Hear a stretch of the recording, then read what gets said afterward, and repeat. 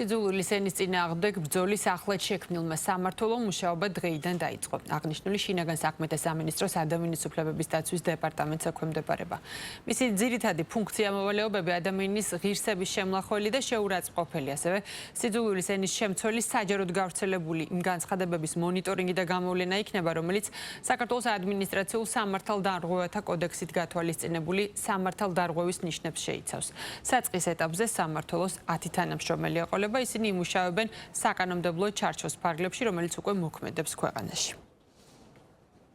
სამმართველოს ფუნქცია სოციალურ ქსელსა თუ მედიაში საჯაროდ გავრცელებული, შეურაცხყოფელი, ადამიანის ღირსების შემლახველი, სიძულვილის ენის შემცველი განცხადებების მონიტორინგი და პროაქტიული გამოვლენა, რომელიც შეიცავს საქართველოს ადმინისტრაციულ სამართალდარღვევათა კოდექსით ადმინისტრაციული სამართალდარღვევის ნიშნებს.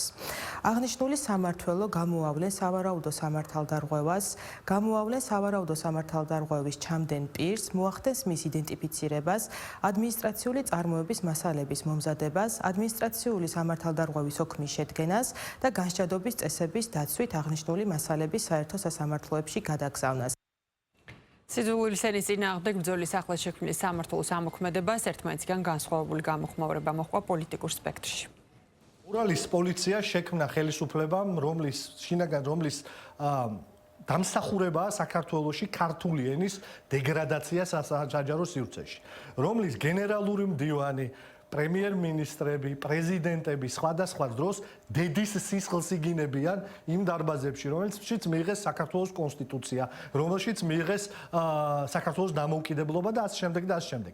ეს ადამიანები აკონტროლებენ საქართველოს მოქალაქეების ენას თურმე და იმ უწყების გავლით, რომელს უწყებასაც ტვირთად ადევს რამოდენიმე დღის წინ წამება საჯაროდ ადამიანის, რომელიც ვიდეოზე დაფიქსირდა, თურმე აი ეს უწყება დღეს არის სანდო იმისთვის, რომ საქართველოს მოქალაქეების ენა აკონტროლოს. გას, რა თქმა უნდა, საქართველოს წესრიგში ეს კონკრეტული ოცნების წამოწყებული თემა, თუმცა აქ უნდა ვახსენოთ, რომ ქვეყანაში პირველი თუ ვინმე სიძულვილის ენას ახალისებს და სიძულვილის ენის ავტორი არის, ეს არის თავად ოცნები.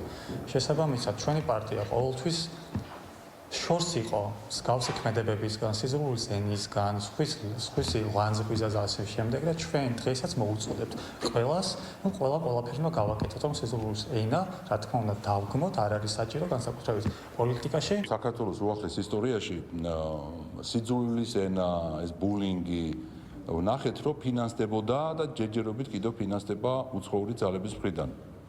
გავიხსენოთ მაგალითად ამერიკის პრეზიდენტის ტრამპის ბრძანება, როდესაც გააუქმა USAID მიზეზი რა ჩაწერა. პირდაპირ ჩაწერა, რომ USAID სხვადასხვა ქვეყანაში, მათ შორის საქართველოში, აფინანსებდა ანტისახელმწიფოებრივ პროცედურებს და აქციებს. ასევე ერეოდა სხვა სახელმწიფო საქმეებში, მათ შორის საქართველოს საქმეებში.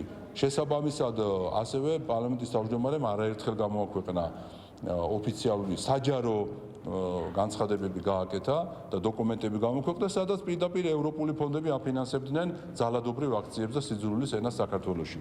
მაგალითად ის, რომ ძალადობა განახორციელეთ, ჩვენ გადაგიხდით ჯარიმას.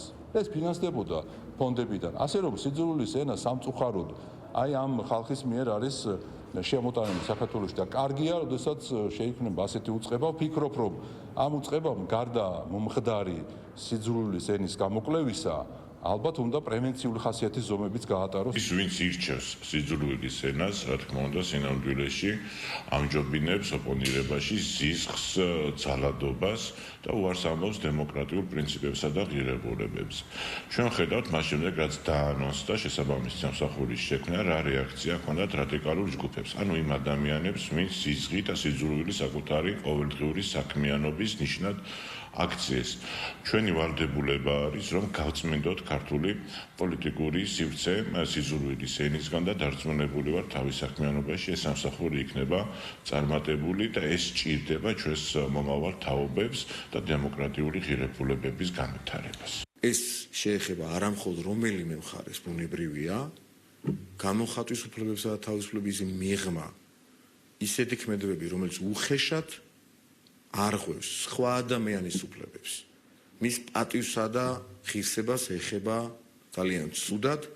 ამისი პრევენციისათვის შემუშავდა ჩვენს მიერ ახალი მიდგომა და მისი პრევენციის უზრუნველყოფის საშუალება გახლავთ ამ შემთხვევაში ახალი სამმართველო, რომელიც რა თქმა უნდა ერთ დღეში და ერთ თვეში ვერ მოახერხებს პრობლემის აღმოფხვრას, მაგრამ იქნება პირველი ქმედითი რეალური ნაბიჯი იმისათვის, რომ ეს გახლეჩვა, ეს სიძულვილის ენა ბოროტებამდე მისული შეურაცხყოფა ერთმანეთის იქნას აღმოფხრილი, რადგან მხოლოდ სწორმა საზოგადოებრივმა პოზიციამ და აზრმა ეს ვერ უზრუნველყო, როგორც ყოველთვის.